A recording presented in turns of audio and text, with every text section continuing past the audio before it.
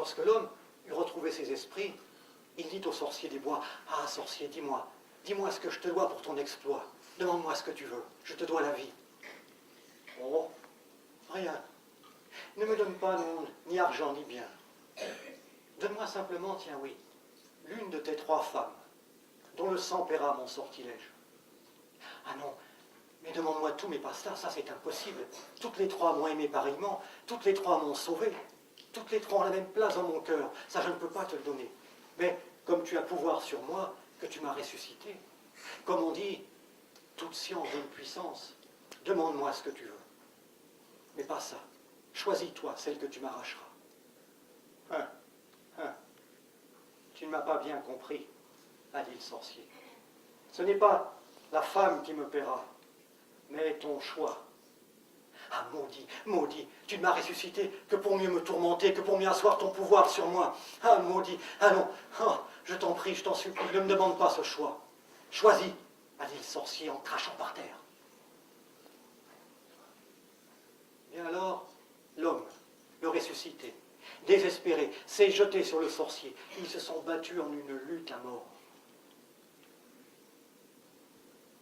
Et pour une fois n'est pas coutume, la puissance de l'amour a été plus forte que l'amour de la puissance. Son histoire terminée, la princesse muette fit ce qu'elle avait dit. Elle est retournée s'enfermer dans son mutisme et clore sa bouche avec la clé du silence. Mais faisant cela, elle laissait le conteur malin, vous le savez, dans l'embarras. Car si vous vous souvenez du début de l'histoire, le roi, le père de la princesse, avait promis la mort à qui échouerait. En rage de cet espoir déçu, il faisait déjà emmener le conteur malin par son bourreau.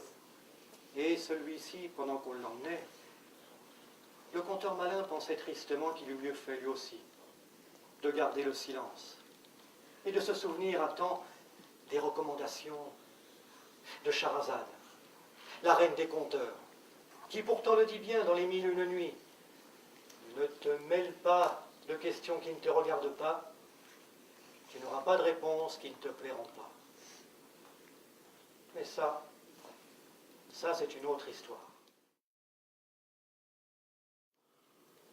Alors, le roi puissant, le père aimant, promit sa fille en mariage à qui la ferait parler. Il vint beaucoup de prétendants, et chacun était un espoir pour le roi, maintenant vous le savez. Mais rien n'y fit. Alors, le père aimant, devenu père souffrant, le roi puissant mais impuissant à guérir son enfant, devint amer et cruel. Il promit encore plus, toujours sa fille en mariage, la moitié de sa fortune en dot, son royaume en héritage. À qui la ferait parler, mais cette fois, la mort à qui échouerait. Il vint beaucoup moins de prétendants, même plus du tout. Pourtant un jour, allez savoir pourquoi, le goût de l'aventure, le goût du risque, la beauté de la princesse, un conteur se mit en marche.